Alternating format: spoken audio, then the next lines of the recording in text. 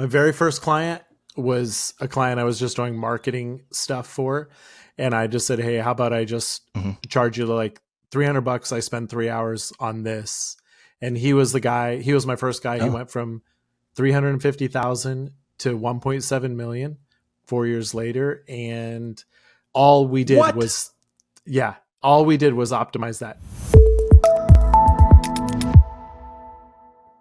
Welcome to another episode of Nickonomics, the show for entrepreneurs and wantrepreneurs curious about the economics of small business. I, of course, am your host and Chief Curiosity Officer, Nicholas Haluski.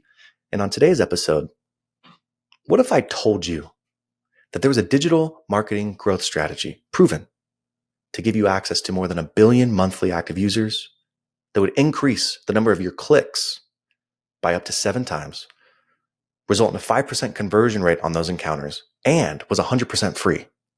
And what if I told you that 60% of small businesses haven't used it in the last year, and that 40% of all small businesses have never even tried it? Now, everyone knows that you have to be online with your business.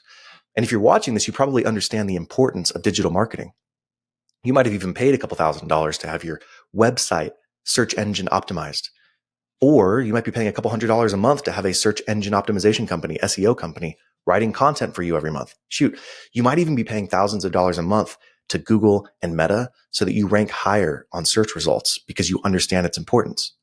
But odds are you've never tried this. So what the heck am I talking about? I'm talking about the artist formerly known as Google My Business, Google Business Profile. And on today's episode, I sit down with Buddy Rathmell. He's the owner of a digital marketing agency that focuses on this strategy. And I'm just trying to answer one question. What the freak is a Google Business Profile? And how did it take one company from $350,000 a year in revenue to $1.7 million a year in revenue? You're not going to want to miss this. Enjoy. All right, buddy. Welcome to Nickonomics. Super stoked to have you. I'm excited to be here. Let's start from the beginning. In its simplest terms, what is your business? How do you make money? Yeah. So I do Google Business Profiles for local businesses. Used to be called Google My Business, but basically just helping businesses get found on Google Maps. So like wealth manager clients, all the local services, they all need Google Business Profiles, even things like Bitcoin ATMs. And there's some larger businesses that use it as well, like things you wouldn't think of, like Amazon stores and different things. But my bread and butter is local businesses. In general, I charge an annual fee. I started at $5,000, then I went to 7, then 10. Before we get into all the pricing, because we're going to go down tons of rabbit holes here. Sure. How long have you been doing this business and how did you get into it? My very first client was a client I was just doing marketing stuff for. And I just said, hey, how about I just charge you like $300? I spend 3 hours on this. And he was the guy, he was my first guy. He went from 350,000 to 1.7 million 4 years later. And all we did was optimize that. Now, just in the last 6 months, he's like, hey, I need you again because other people are starting to do this. But solar installation, no one else optimized near him. He just, holy crap. Yeah. I didn't know how well it had worked for him till a year later. And then I was going, holy crap. And that's when I dove into it. And I was like, yeah, this can be a game changer for businesses. Okay. So is it like a set it and forget it service? You do it one time, it's changed and you're good to go? Because if you didn't check in for a year and it grew that much, Yeah. So in general, I would say no. So this was 2019 and no one had optimized for solar installation. So yeah, nowadays, did you ever play King of the Hill when you were little? Like throw somebody off the top of the hill and you're trying to get to, I think Google Business Profiles are like King of the Valley. Like when you get in, it's way hard to get. And so if in 3rd grade, you have the big chubby guy at the bottom of the valley, it's super hard to get him out. So once you have some kind of preeminence, it is harder to get somebody out. And that's why I think right now, every local business, if they're not already, they should be going all in on this. It's so much more effective than like SEO or anything else. Okay, I'm an idiot when it comes to this stuff. So help me understand. I get SEO, search engine optimization. I'm writing content. I'm optimizing for keywords. Pay per click. I'm paying Google to rank my search higher. What is the Google business profile? I know that it's a thing, but like, how are you optimizing that? What is it? It's the panel that is on the right side when you search on Google or on your phone. And so there's 14 different things that can pop up for the local business. And so most businesses, if they do anything, they'll like do a little work one time and then maybe they post on it once or twice a month. But if you're doing the work well, then that's what shows up. Like that's showing up before websites. People can call right off of it. Like right now, 80% of businesses that are contacted, local businesses, they're hitting that before they're hitting a website. And mostly what they're doing is they're hitting that, checking the reviews, clicking on the website to make sure it looks good, and then either calling from there or going back and then checking from that. When you say it's on the right hand side, I just went to Google. I searched soccer stores, Boise, right? Yeah. And then there's 3 places. Yep. So it says the name of the store, reviews, the city, when it's open, when it closes, in-store pickup, yada, yada. Is that what you're talking about? This is the Google business profile? When you say somebody goes on one time, sets it, and then doesn't really mess with it, like what else is there to update on it? So just like there are, links for SEO. So there's down there's posts, and Google will show only 2 in search and only for 7 days. So at minimum, if you want to do well, you need to have 2 posts every week, roughly around the same time. Those can be up to 1,500 characters. What does that mean, posts? I'm sorry. I know that's stupid. On the Google business profile, like when you're managing it on the backside, there's a thing that says you can do events, you can just do a regular update, you can have an offer. And so when you post on that, it shows up down on that panel. And like I said, 2 of them will show up in search, and after 7 days, they drop off of search. But I think it still has an impact. But anyway, for sure, you want to have 2 every week that are updating. And you want those to be semantic, keyword rich, and then obviously end with a call to action. Give me an example. What posts, let's say I own a soccer store. What would I be posting once or twice a week? Yeah, you'd write in there about, you might have a local interest story about a team that you sponsored and how they're doing. But then you have, we gave them soccer cleats and soccer jerseys and soccer bags, whatever, like obviously making it sound good. And then at the bottom, just human nature, there's a call to action, like come into the store, call us today, order your jerseys, just something that's like, get them off their butt and take action. So you're, at the same time, you're writing for Google and you're writing for the customer. And so it'd be easy to repurpose content that you're already doing for SEO. 100%. To put on this. Is the reason that it's become, because I've seen a lot more posts about it, right? Google My Business. Yeah. Again, I'm using the old school term, but I've seen a lot of posts on it. Is it because it's just been neglected? Like it's another channel for marketing, but people have viewed it more as an informational channel as opposed to one they're trying to drive business. And people have found creative ways to now use it as a business channel to funnel leads. Is that why it's become more popular? Like, why is it becoming more popular? Well, I think it's becoming more popular because Google has given it more emphasis and it works. So people that discovered it 5-6 years ago and were using it well were just cleaning up, like compared to competitors. So I think it's starting to become, if you're not doing this, you're getting left in the dust, where it used to be like, if you're doing this, you're just killing everyone else, and it's still like that a little bit, honestly. Like people are able to drop a lot of other marketing things if they spend money on this, because it's just pretty powerful. I think it used to be like you wanted your site at the top, right? And now it's like your profile's showing up. Isn't this just the story with any new marketing channel? Is like there are first movers who adopt it. TikTok, for example. The first people who went to TikTok and were marketing their businesses was like, oh my gosh, these guys are crushing it. And then everybody sort of saw, oh, I should be marketing on TikTok. And now it's almost table stakes. Like, hey, you got to be marketing on there. Otherwise, you're going to get left behind. Is it the same here? Like, is that why it's shifting? Just because it was a new marketing channel and people weren't paying it enough attention, and now they're starting to? Yeah. And I think for different businesses, different things are important to them, right? So, like a lot of D2C brands maybe were jumping on TikTok, clothing brands, lifestyle coaches, those kind of things. I think if you're a local business and you're not doing Google business, you're just an idiot. Or maybe you just don't know you're an idiot, but you are an idiot, right? Like, because it's Well, most idiots don't know they're idiots, to be fair. right. Yes, that's true. That probably what makes them an idiot. But now the hard thing is, like, if you don't want to do it yourself, knowing who to trust, right? Like, I met a kid, 17-year-old. Yeah. He grabbed 5 clients for Google business stuff. He like bought a course, he got 5 clients. And I'm looking at I'm looking at the Google business profiles, and I'm like, dude, you need to do this and you need to do this and you need to, and I said, how many of these 5 clients are you getting like good results for? And he's like, well, only 1 so far.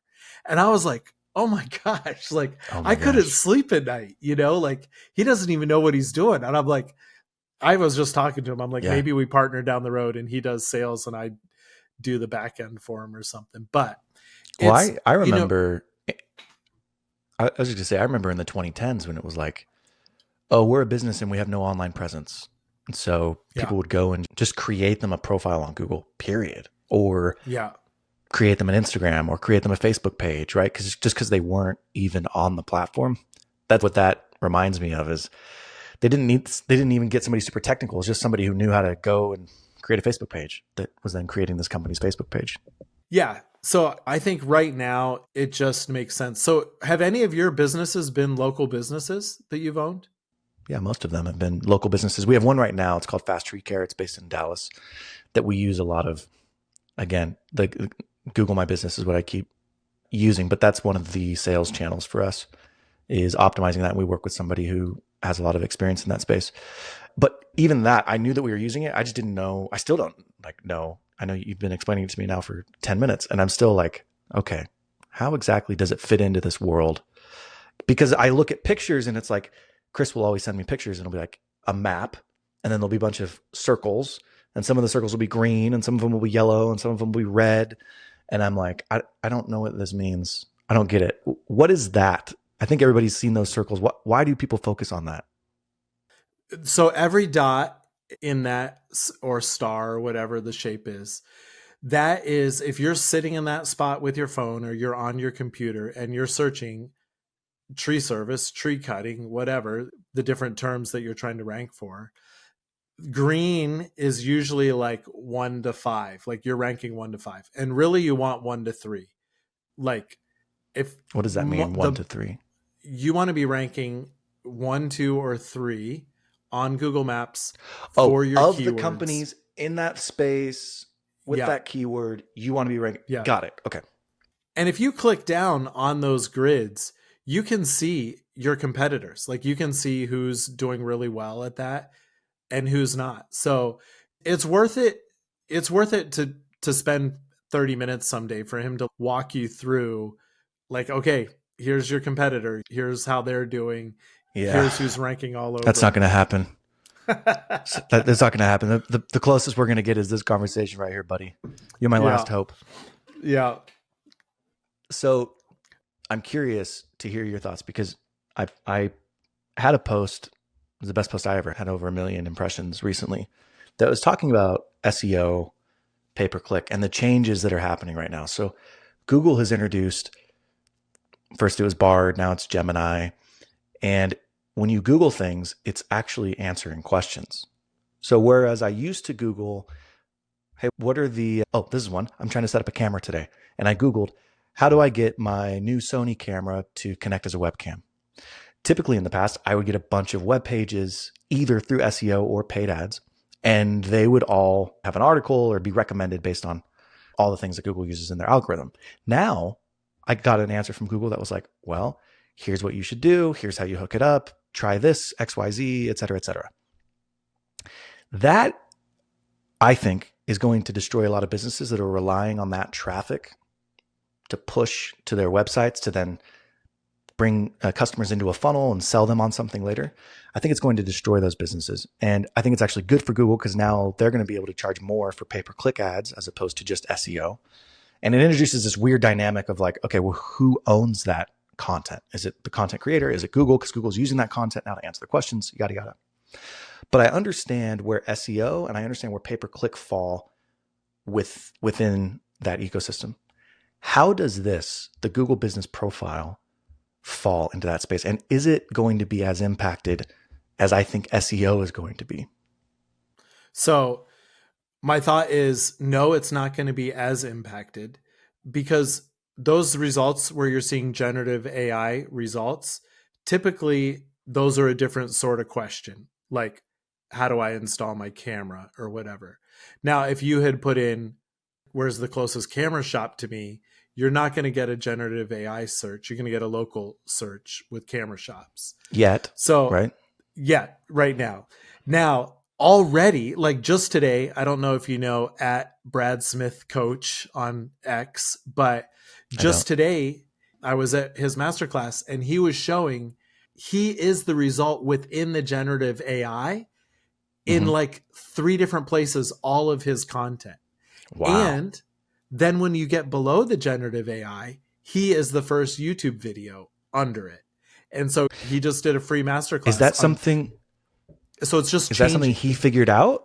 Yeah. Is it something he figured out, or is it like he was already the most trustworthy site, so Google put him in as one of the answers? No, he's gotten to 100,000 YouTube subscribers since like last August. He heard about generative AI last summer. It got on his radar and he was like, let me just figure out how to do this. And so he's gamified it essentially. Yeah. Yeah. And it's what people have done forever for the last 20 years with Google, right? Yeah, for sure. And so he's just figured out what's going to be next. I think you're absolutely right. There's a lot of these SEO'd sites that are going to be destroyed, but the next people are going to figure out how to produce content that Google wants. Some of that is just going to be their own AI, but then some of these are going to be trusted resources that they're going to pull in. And YouTube videos are ranking really well. Like he had a whole process today. If you have a podcast, here's how you give it to your team.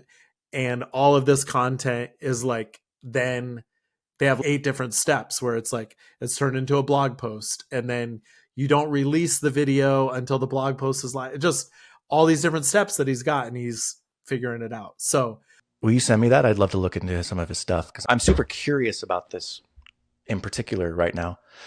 Do you do any SEO pay-per-click stuff, or are you focused strictly on the Google business profile?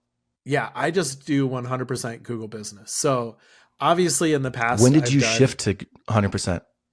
Sorry. So stepping on your toes. So yeah. So after I got that first client, I was like, what the heck? This is amazing.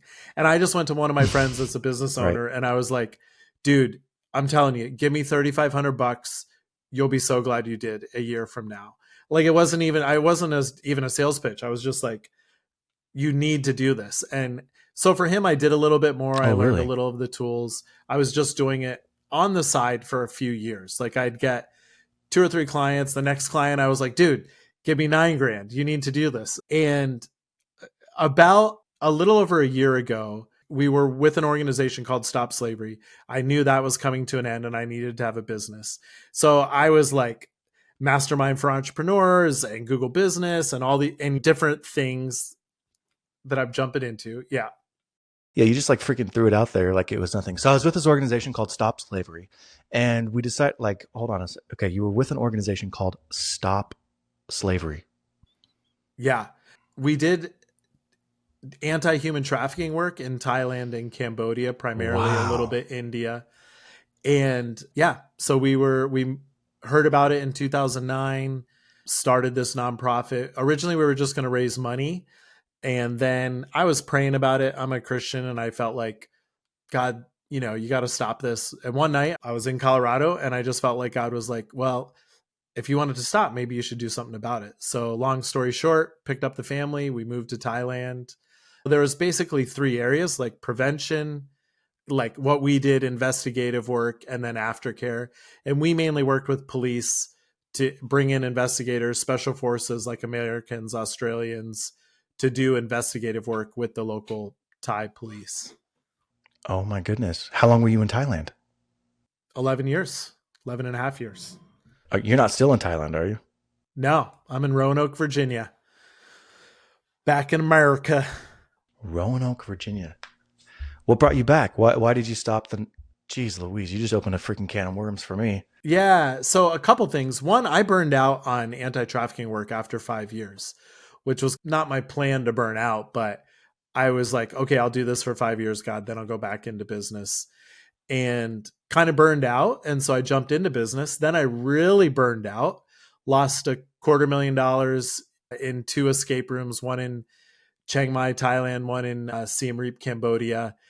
Amazing rooms, like literally some of the best rooms in the whole world. Like we had elevators that you moved by hand and running water and rooms that moved. They were amazing. And I was losing 10 grand a month. So that kind of hurt. And yeah. And so then like kids were graduating high school and we knew we were going to be moving back to the States. And so we landed here in Roanoke, Virginia. And I always we moved to Japan. I did youth ministry for a lot of years on an airbase. I thought we were leaving corporate America for 2 to 5 years and then we'd come back and do business. 2 to 5 turned into 22 and a half as it does. And so now we're back finally 22 and a half years later, back into business. So I got to collect myself. A lot of things in there. You move your whole family. How many kids do you have? 3. You move your whole family to Thailand.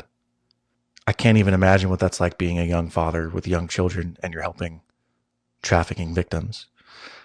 While you're in Thailand, you end up losing $250,000 that you put into these escape rooms.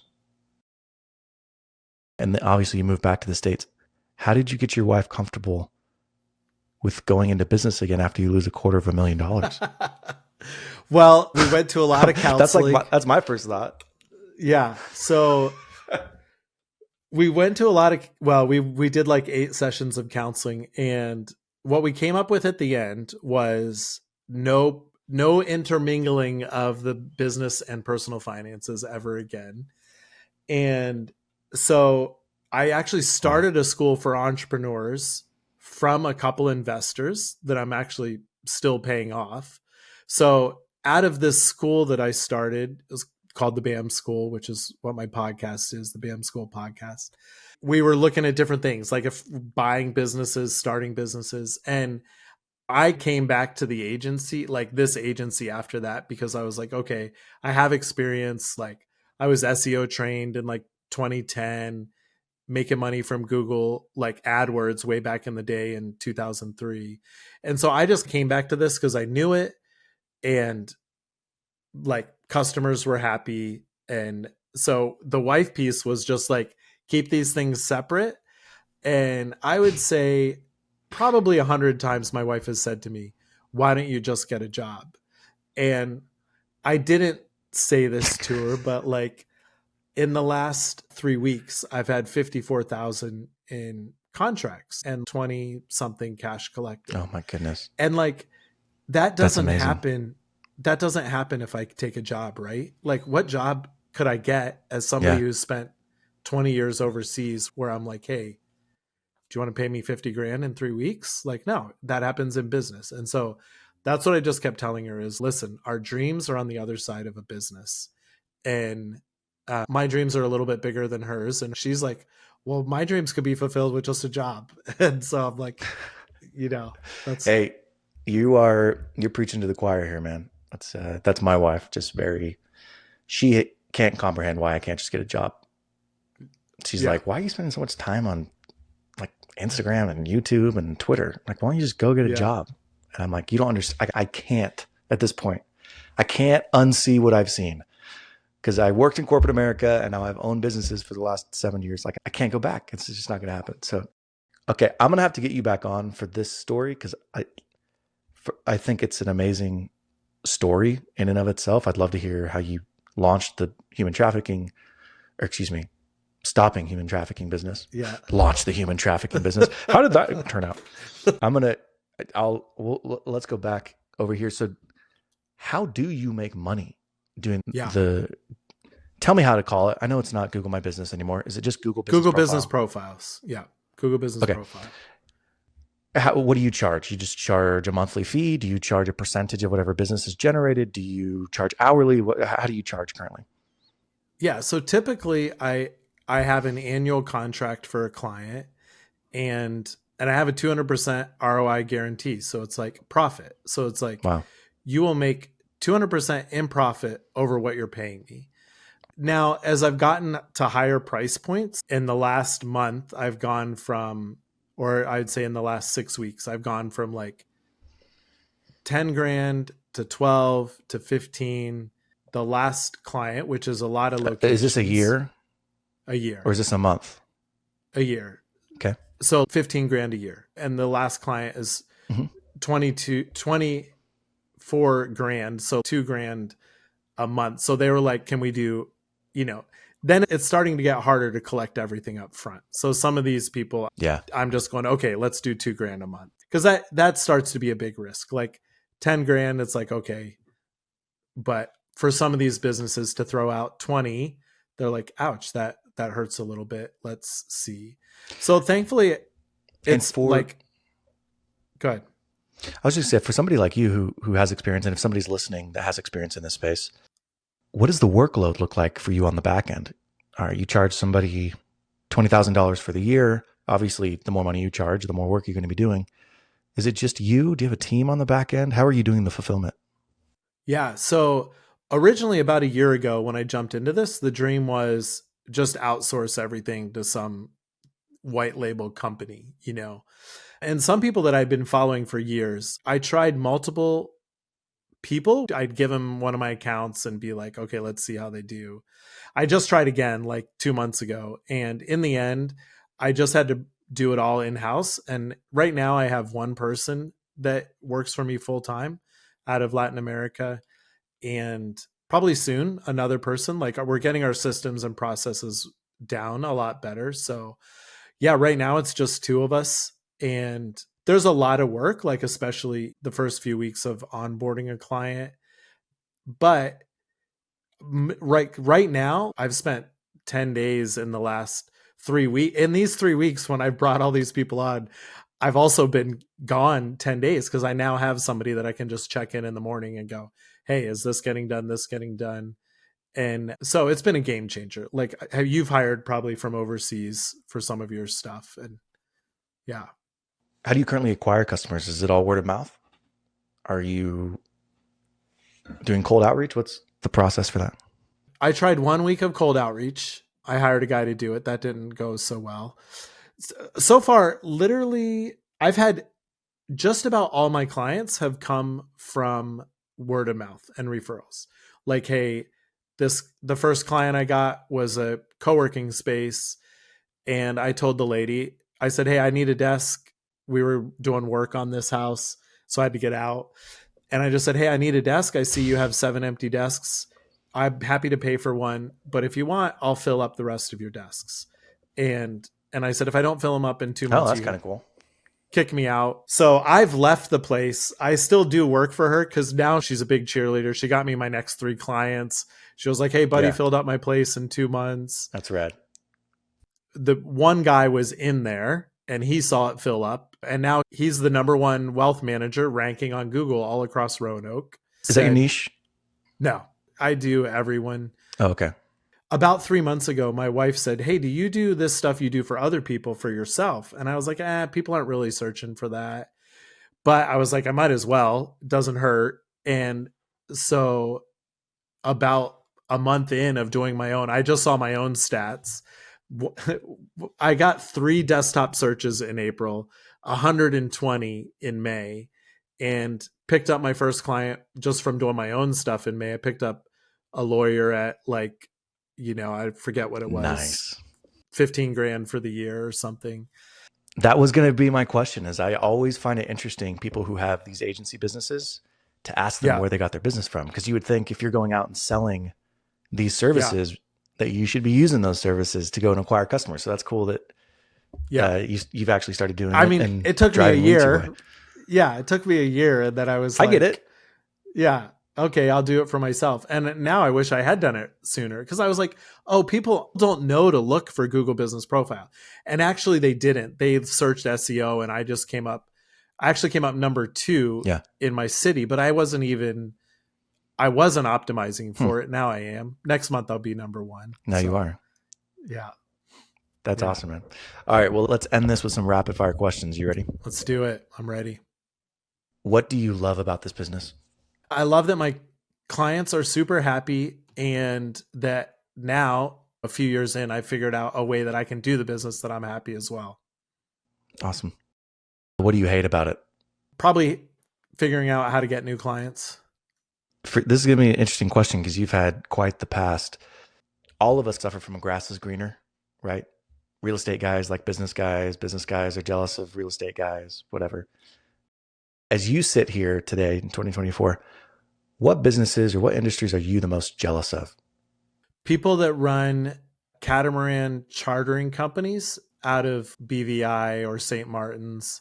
Talked to a guy that he has a $3 million boat of his own, and then he has a bunch of other boats that he's chartering as well. So that would be mine. Okay. What are you obsessed with right now? Like if you have 2 hours in your day and there's nothing scheduled, what are you doing with those 2 hours right now? I'm trying to implement.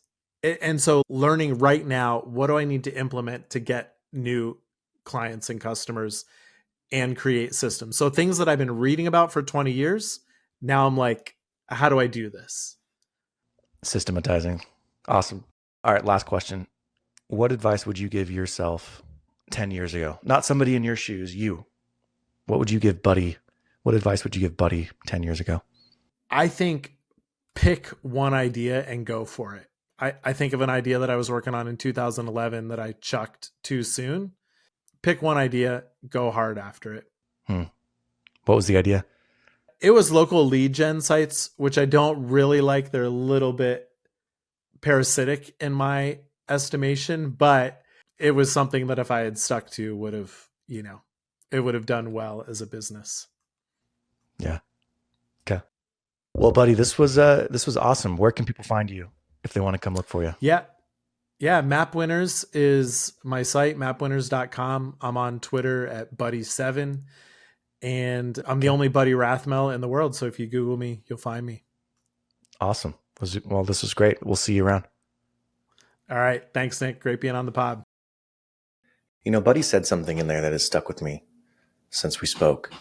And you may or may not have heard it, but for me, I've been thinking a lot about this. It was around the time that his wife asked him, hey, if this Google My Business stuff works so well, why don't we use it on our own business? And he had to sort of self-reflect and think about, why am I not using it? And as he started to use it, he's seen a lot of success from that. But as entrepreneurs, it's really easy for us to get lost in the weeds. We're so concerned with how we're building, what the next step is, what the next goal is, like when are we going to reach the next level, that many times it's hard to see the forest through the trees. And for Buddy, he's lucky he had his wife. And for many of us, there are partners in our lives. They could be business partners. They could be wives, spouses. They could be friends. But many times these individuals, they don't have the same level of detailed knowledge as we do. And so it's very easy for them to ask the painfully obvious question. And if you've never experienced this, I promise you will someday. But there comes a moment where you're explaining to someone all your frustrations, and then they ask you, well, why are you doing that? Why aren't you doing this? And just the way that they're phrasing it, it's not a novel idea, but you just kick yourself. Like, how could I have been so stupid not to see this idea? But the truth is you can't. You can't see it because you are so committed to what you're doing that to pull back and take a broad inventory of what you're doing is near impossible. And so we need these individuals in our lives that can ask the painfully obvious questions, because I have found that in answering the painfully obvious questions, I've seen some of the greatest successes in business and in my personal life.